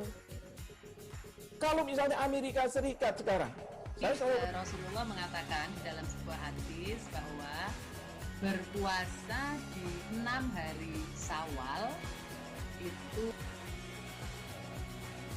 Oke, apa kabar Bang Ariski di sini untuk strateginya? Kalau saya sendiri di Jumit 37 ini yang semalam baru mulai, saya udah pas. Sebenarnya aku nggak ngerasa itu penangkapan atau penggerebegan atau apapun itu. Karena gini loh, posisinya aku kriteria. Jadi kita. Terima kasih Anda masih bersama kami di live update. Kita beralih ke informasi selanjutnya, Saudara. Kementerian Pendidikan, Kebudayaan, Riset, dan Teknologi mengumumkan nama-nama guru honorer yang lulus seleksi aparatur sipil negara pegawai pemerintah dengan perjanjian kerja atau P3K pada Jumat 8 Oktober kemarin. Hasil pengumuman ini merupakan gelombang pertama pada tahun 2021. Direncanakan pada tahun ini pemerintah akan menggulirkan seleksi P3K hingga 3 gelombang. Informasi lebih lengkapnya akan disampaikan oleh rekan jurnalis kami dari Tribun Jateng, ada Mamduk yang saat ini sudah tersambung bersama kami. Halo Mamduk, selamat siang. Halo, selamat siang Frida. Mamduk, bisa Anda jelaskan bagaimana guru honorer di Jateng ini menyikapi pengumuman hasil seleksi P3K? Pengumuman honorer ya, yang masuk ke perjanjian atau pegawai pemerintah dengan perjanjian kerja yang diumumkan oleh Kementerian Pendidikan, Kebudayaan, Riset, dan Teknologi atau Kemendikbudristek yang dilakukan pada Jumat kemarin itu tanggapannya dari para guru itu ditanggepin bermacam-macam. Ada yang lolos karena lolos jadi mereka menanggapinya secara sukacita. Ada juga beberapa guru honorer yang tidak lolos ya atau masih gagal untuk melaksanakan P3K gelombang pertama ini. Untuk yang lolos atau untuk yang masuk pada gelombang pertama ini, seleksi guru honorer P3K itu, mereka mengungkapkan rasa syukur dan terima kasih dengan sujud syukur di depan para pengurus PGRI Jawa Tengah. Dari para pengurus PGRI Jawa Tengah ini selama proses seleksi memang membimbing para guru honorer yang mau ikut seleksi P3K ini. Jadi mereka untuk mengungkapkan rasa syukur, mereka memberikan semacam buah-buahan, ada pisang, kelengkeng, dan berbagai macam buah-buahan, dan sujud syukur sebagai rasa terima kasih kepada para pengurus PGRI itu. Dalam proses seleksi kemarin, dalam P3K itu, para guru honorer ini meminta kisi-kisi dan meminta bimbingan dari para pengurus PGRI Jawa Tengah. Begitu, Firda. Mamduk, bagaimana kemudian tanggapan dari guru honorer sendiri yang gagal atau tidak lolos dalam P3K kali ini? Ada berbagai macam alasan kenapa guru honorer masih gagal ya, tidak diangkat menjadi guru P3K. Rata-rata ada yang mengatakan karena memang gagal di kompetensi teknis ya, karena kompetensi teknis dinilai sangat sulit dalam ujian seleksi P3K ini. Lalu mereka beberapa ada yang mengatakan sudah lolos passing grade sudah lulus, tapi ternyata tidak ada formasi dalam sekolah itu. Jadi mereka harus mengikuti seleksi kompetensi lagi yang kedua besok. Begitu, Firda. Adakah mungkin tanggapan dari guru honorer dan pengurus PGRI terkait pelaksanaan seleksi P3K kali ini? Pengurus PGRI meminta ada evaluasi atau perbaikan dalam seleksi kompetensi P3 mendatang ya, atau yang kedua dan ketiga yang direncanakan diselenggarakan tahun 2021 ini. Juga tahun 2022 juga rencananya pemerintah atau Kemendikbudristek akan mengadakan seleksi honorer P3K ini juga ya, akan dilaksanakan kembali. Para pengurus PGRI ini meminta ada evaluasi terkait pelaksanaan teknis serta penilaian atau afirmasi ya, ada penghargaan untuk guru-guru honorer yang sudah mengabdi lama atau yang sudah berusia senja 50 tahun ke atas misalnya. Dalam seleksi tahun ini, beberapa guru honorer merasakan lega ya, karena ada tambahan afirmasi dari pemerintah pusat. Taman afirmasi di mana guru honorer usia 50 tahun ke atas diberikan afirmasi dengan memberikan tambahan passing grade ya. Passing grade 100%, artinya passing grade-nya atau nilai ambang batasnya adalah 0. Dan sedangkan yang di usia 50 tahun ke bawah guru honorer diberikan tambahan afirmasi 10% untuk passing grade atau nilai ambang batas. Begitu, Firda. Baik, Tribuners, jurnalis kami tadi juga sudah menghimpun keterangan dari Ketua PGRI Jawa Tengah Muhdi dan juga guru honorer SDN Sendang Sari Purworejo, yang juga Ketua Umum DPP Forum Honorer Non-Kategori Indonesia, R. Sutopo Yuwono. Dan berikut liputannya untuk Anda. Dengan adanya ini kami sekarang yang tadinya mendapat mungkin penghasilan ada yang 700, 500 ribu, bahkan beberapa ada yang 300 ribu, sekarang yang sudah lolos bisa memperoleh kesejahteraan setara golongan 9A, 11 ya. 11 kalau PNS 3A dengan gaji yang justru malah lebih banyak daripada PNS, kami lebih tinggi sebetulnya. Nah, oleh karena itu kami sangat bersyukur atas kebijakan Bapak Mendikbud, Bapak Dirjen Pendidikan yang selalu mendampingi, bahkan memotivasi kami, dan juga Bapak Mendikbud, juga Bapak Presiden Joko Widodo saat ini kami hari yang khususnya hari ini terima kasih juga kepada Pak Cahyokumolo yang sudah menentukan permen PANRB penggunaan ambang batas kelulusan sehingga jika banyak tertolong honorer baik itu yang usia di bawah usia 50 maupun di bawah 50 tahun. Alhamdulillah dan terima kasih ya kepada pemerintah di mana mereka akhirnya juga bersedia untuk menunjukkan rasa sayang, rasa menurut saya penghargaan kepada teman-teman guru honorer dengan yang semula sudah menetapkan penghargaan melalui afirmasi atau keringanan passing grade itu bisa ditinjau. Waktu itu sudah mau pengumuman ditunda dan lalu penundaan itu tidak sia-sia.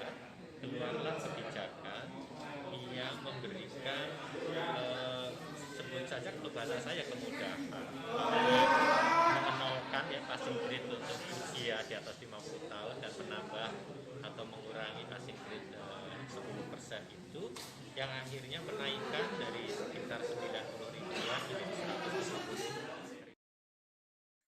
Kita beralih ke informasi selanjutnya, Saudara.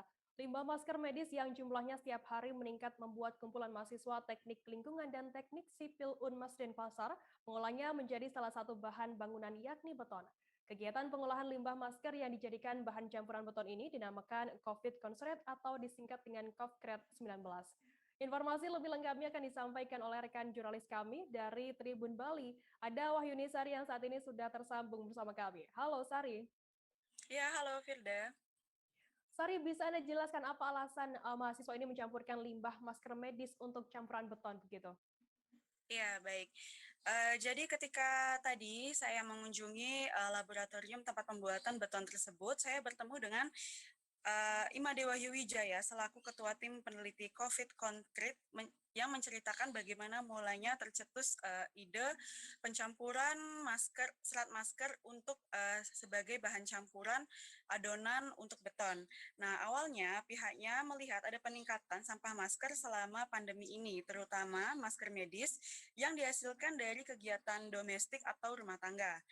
Lalu kebetulan pada bulan April terdapat semacam kompetisi pendanaan penelitian dari BNPB atau Badan Nasional Penanggulangan Bencana, dan BNPB tersebut memberikan kesempatan untuk penelitian di bidang kesehatan, salah satunya di bidang kesehatan, pihaknya mengambil tema penanggulangan sampah medis. Nah, dari sana pihaknya melihat ternyata sampah medis dapat dihasilkan dari kegiatan domestik atau rumah tangga karena digunakan hampir setiap hari, salah satunya yakni masker medis.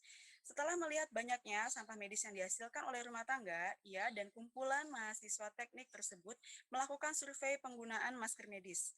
Dan didapatkan penggunaan masker medis oleh rumah tangga dalam waktu 1 hari berjumlah 1 hingga 3 masker untuk 1 orang. Nah, lebih parahnya lagi, setelah digunakan, masker tersebut langsung dibuang, dijadikan satu di sampah rumah tangga tanpa ada pemilihan. Oleh karena itu, daripada mencemari lingkungan karena tidak bisa didaur ulang secara alami, pihaknya menemukan ide untuk penanggulangan limbah masker medis ini dengan solidifikasi atau dibentuk dengan dipadatkan, Firda. Sari, lantas bagaimana untuk proses pembuatannya sendiri begitu? Ya, kalau untuk proses pembuatannya sendiri, masker-masker yang sudah dikumpulkan dari rumah tangga tersebut dikumpulkan di dalam suatu wadah, nantinya akan disterilkan dengan cara dicampurkan desinfektan. Nah, setelah itu nantinya masker-masker tersebut akan melalui proses penghancuran di mana nantinya yang dicari adalah serat-seratnya saja. Nah, setelah serat-seratnya semua terkumpul, nantinya adonan serat tersebut akan dijadikan satu dengan semen, pasir untuk pembuatan beton tersebut. Nah, setelah sudah tercampur jadi satu berbentuk seperti adonan beton, akan dicetak di cetakan yang berbentuk lonjong panjang. Sari, lantas bagaimana? Apakah beton ini sudah diuji begitu untuk penggunaannya? Ya, untuk beton yang menggunakan bahan campur limbah masker ini sementara masih dalam tahap penelitian, Firda. Jadi akan diuji kualitas beton ini jika kedepannya terpenuhi syarat bahwa beton ini bisa dikomersilkan, mungkin akan ditindaklanjuti. Sementara itu beton yang sudah dihasilkan itu sebanyak 36 dan nantinya 36 beton ini akan diuji dengan beberapa variasi pencampuran serat masker dari 0 sampai 0,75%. Jadi ada 0% tanpa serat masker, ada yang menggunakan serat masker sejumlah 0,125, ada yang menggunakan serat masker sebanyak 0,25 hingga 0,375% untuk campuran maskernya. Nah, jadi semuanya itu akan diuji kualitas mana yang paling bagus. Nah, nantinya setelah hasil pengujian tersebut keluar dan bisa untuk dikomersilkan, tentu ke depannya pihaknya akan mengkomersilkan beton-beton tersebut. Jadi sebelumnya masker-masker yang digunakan oleh Universitas Mahasaraswati Denpasar itu masker-masker yang berasal dari rumah tangga saja ya, Firda, atau dari perkantoran, bukan dari rumah sakit atau klinik. Itu saja, Firda. Baik, Tribuners, jurnalis kami tadi juga sudah menghimpun keterangan dari Imade Wahyu Wijaya selaku Ketua Tim Peneliti COVID Konkret atau pengolahan limbah masker menjadi beton. Berikut liputannya untuk Anda. Campuran untuk beton dan paving block. Karena di sini dari masker itu kita ada kandungan semacam seratnya yang bisa kita ambil dan menjadi campuran untuk beton dan paving block seperti itu. Jadi dari sanalah ide itu muncul dan akhirnya kami terpilih untuk mendapat pendanaan dari BNPB untuk melakukan penelitian ini. Jadi mulai bulan April itu sudah jalan. April, Mei, Juni untuk pengumpulan maskernya. Jadi kami infokan melalui sosial media bahwa ada pengumpulan masker di kampus kami di Universitas Mahasaraswati Denpasar. Bagi yang memiliki sampah masker bisa dikumpulkan di rumah dan dikumpulkan ke kami. Jadi untuk kami olah untuk jadikan bahan campuran ini. Itu seluruh masker medis bisa ya dijadikan ini bahan? Seluruh masker medis, ya. Tapi dari kegiatan rumah tangga, bukan dari kegiatan di klinik atau rumah sakit. Gitu. Karena khusus dari kegiatan sehari-hari aja, yang di kantor misalnya atau di yang bekerja itu biasanya mereka menggunakan lebih dari satu setiap hari. Nah, ini yang terlibat di sini siapa aja, Pak, untuk pembuatan Untuk ini? pembuatan di sini terutama dari tim peneliti itu ada dosen. Saya sendiri dari jurusan Teknik Lingkungan dan Teknik Sipil dari kolaborasi. Kemudian ada teman-teman mahasiswa dari Teknik Lingkungan dan Teknik Sipil Fakultas Teknik Unmas Denpasar yang juga membantu selama proses pembuatan, pengumpulan dan pengolahannya. Ini akan didistribusikan kemana aja betonnya? Liga 3 Maluku telah menemukan 2 finalis yang akan memperebutkan juara dan tiket menuju Liga 3 Nasional. Kedua tim tersebut yakni Gemba FC dan Maluku FC yang telah memenangkan laga semifinalnya dengan cukup baik. Menurut media officer Liga 3 Maluku, laga final akan digelar pada Selasa 12 Oktober pekan depan. Informasi lebih lengkapnya akan disampaikan oleh rekan jurnalis kami dari Tribun Ambon. Ada Dedi Aziz yang saat ini sudah tersambung bersama kami. Halo Dedi. Ya, halo rekan Firda dan Tribunars. Dedi, bisa Anda jelaskan bagaimana pelaksanaan semifinal Liga 3 Maluku hingga kedua tim ini bisa lolos ke babak final Liga 3 Maluku? Ya, pada babak semifinal Liga 3 Maluku memang sempat ditunda begitu rekan Firda karena sebelumnya adanya dugaan pengaturan skor pada laga terakhir di fase grup B Liga 3 Maluku. Ditunda selama 2 hari, namun karena Asprof PSSI Maluku tidak menemukan bukti apapun, hingga akhirnya laga semifinal digelar hari Kamis dan hari Jumat lalu. Nah, pada hari Kamis itu Gemba FC berhadapan dengan Uwainur FC, kedua semifinalis yang dirasa seimbang dalam pertandingan tersebut, tapi memang pertandingan dimenangkan oleh Gemba FC dengan torehan skor 3-1 untuk Gemba FC. Beberapa gol-gol indah yang diciptakan oleh Darman Hendra dan kawan-kawan membuat Uwainur FC harus puas memperebutkan tempat ketiga dan tempat keempat nanti. Dan kemudian untuk pertandingan antara Maluku FC berhadapan dengan Tulehu United, Maluku FC berhasil keluar mengamankan tiket menuju final setelah mengalahkan Tulehu United dengan laga yang cukup sengit ya. Kedua tim saling menyerang hingga akhirnya Funky Pasamba dari Maluku FC dan kawan-kawan bisa menjebol gawang dari Tulehu United. Nantinya di laga final Gemba FC akan bertemu dengan Maluku FC dan kemudian Tulehu United akan bertemu dengan Wainur FC untuk mencari peringkat ketiga. Begitu rekan Firda. Jadi kemudian bagaimana kesiapan dari kedua tim dari Gemba FC dan juga Maluku FC dalam menghadapi laga final nanti?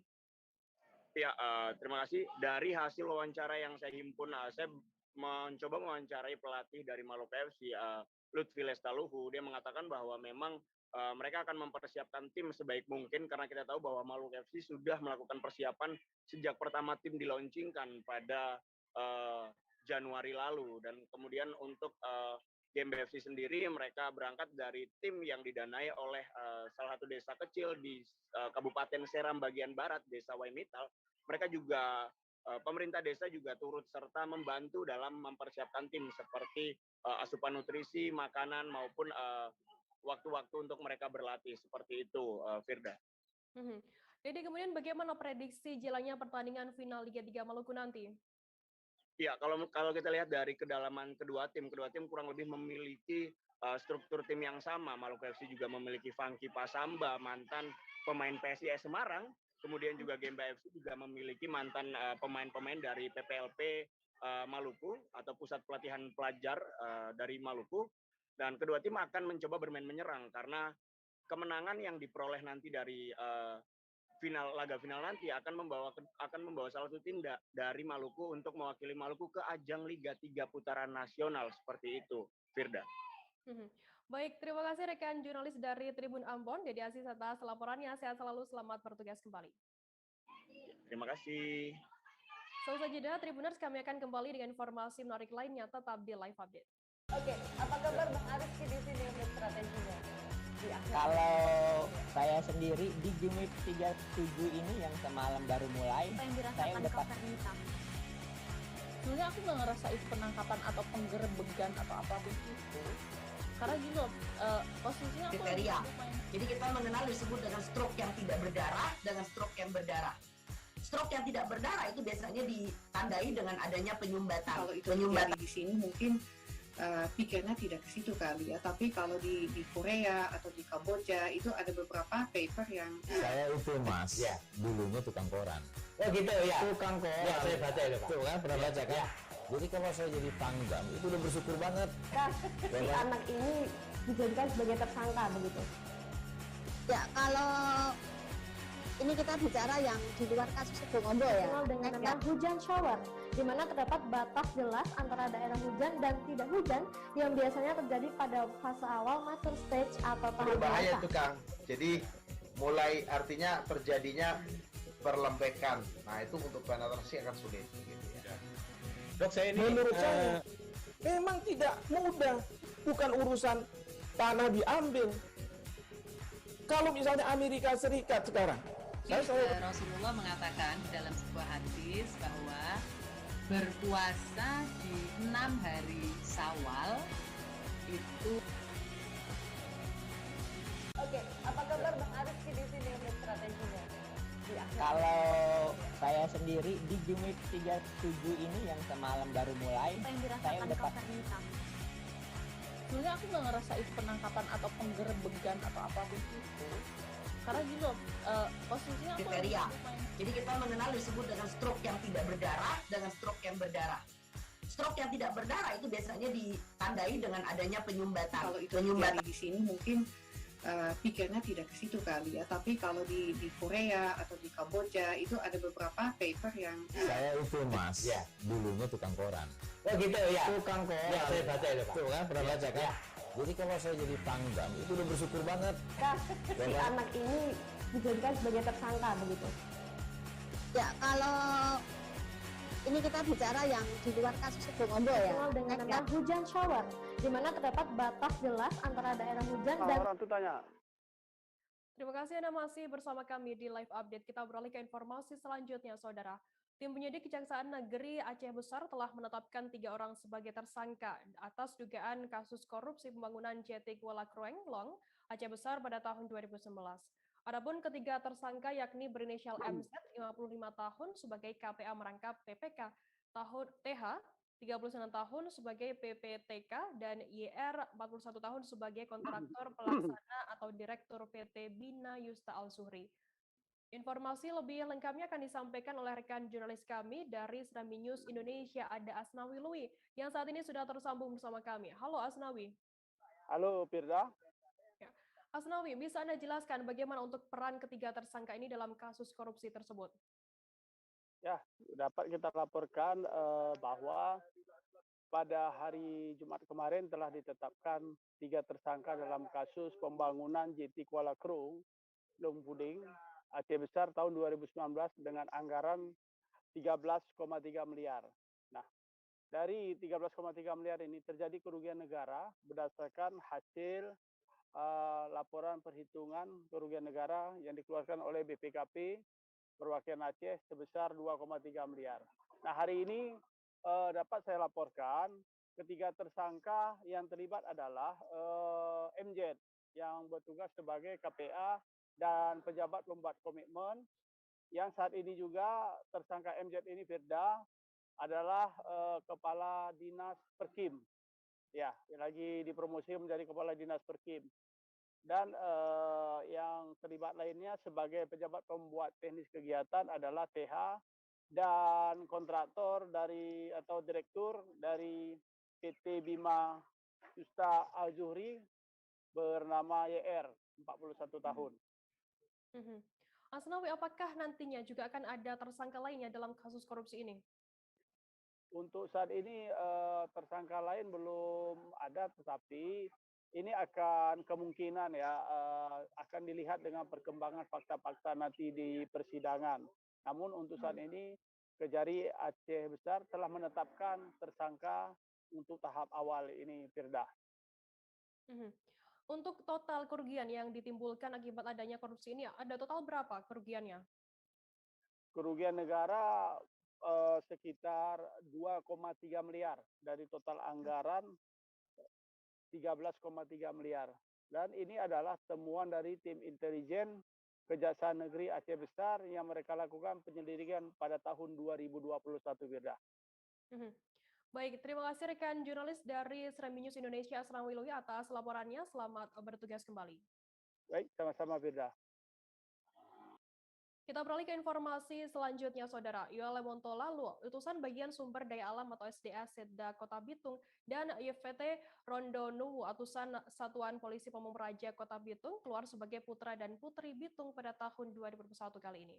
Malam Grand Final pemilihan Putra-Putri Bitung tahun 2021 berlangsung pada Jumat 8 Oktober malam di ruang Sarun Dajang Kota Bitung. Informasi lebih lengkapnya akan disampaikan oleh rekan jurnalis kami dari Tribun Manado. Ada Christian Wayongkir yang saat ini sudah tersambung bersama kami. Halo Christian. Selamat sore, rekan Firda. Christian, bisa Anda jelaskan bagaimana hasil pemilihan putra dan putri Bitung tahun 2021 ini?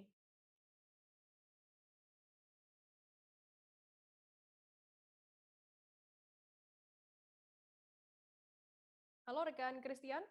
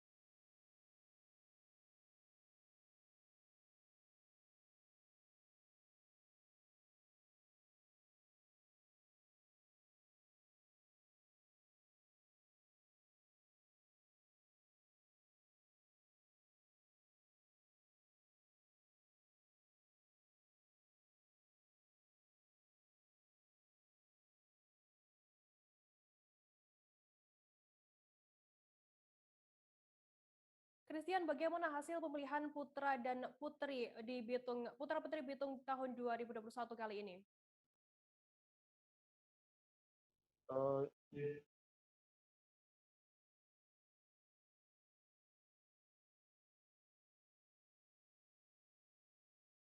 Halo rekan Christian.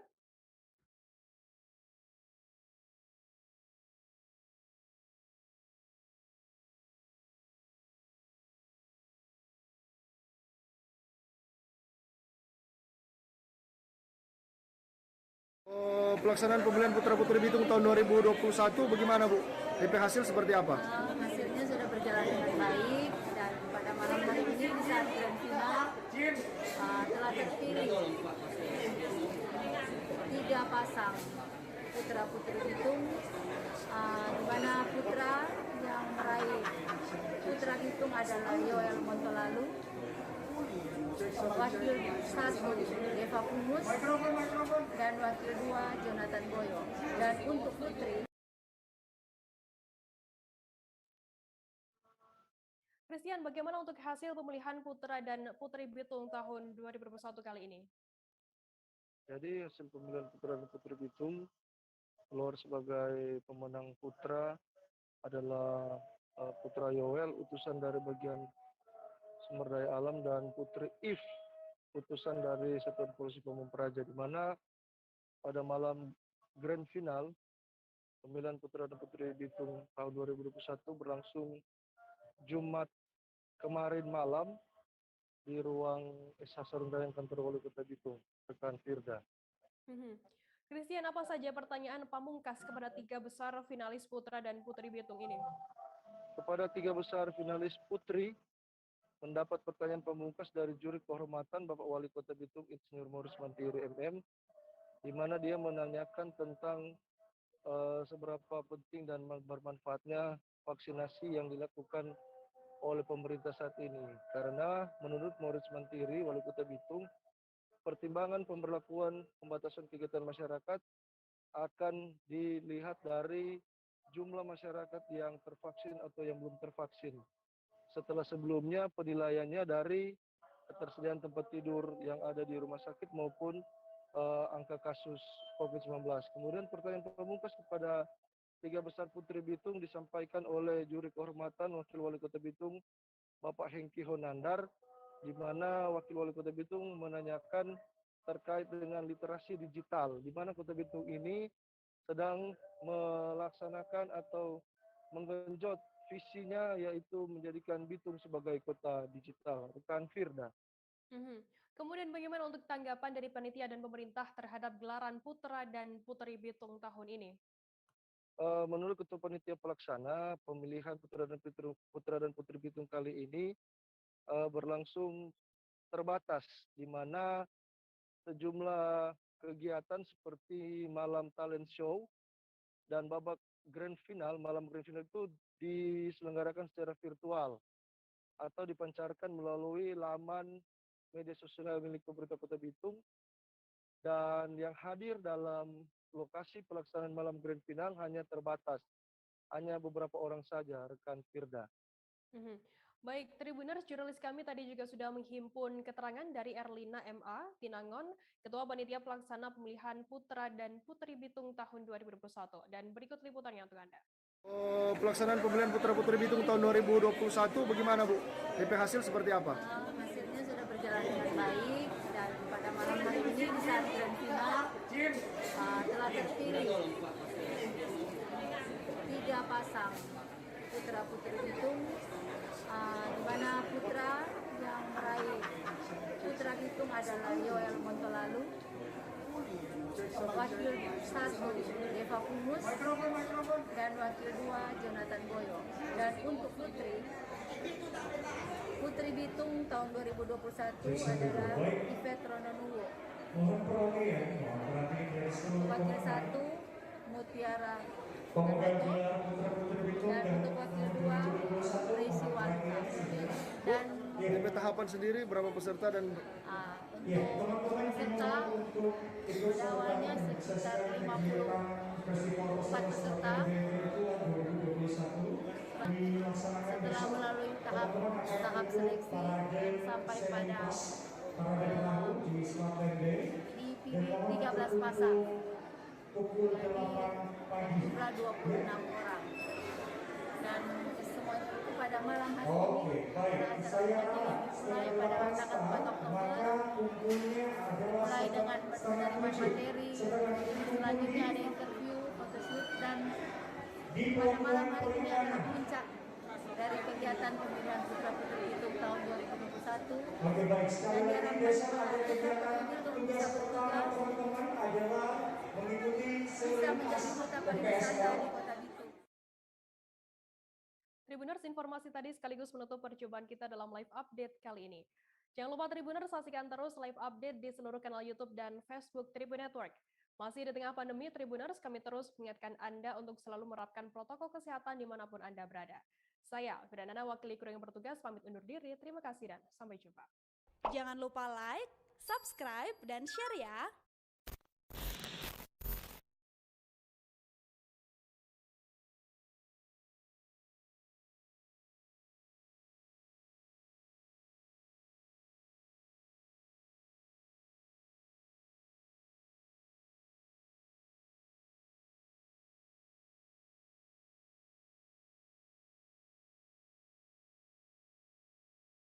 Selamat untuk para juara bertahan yang masih tetap semangat makan. Makan enak lebih gampang. Banyak diskon promo kesebelasan GoFood.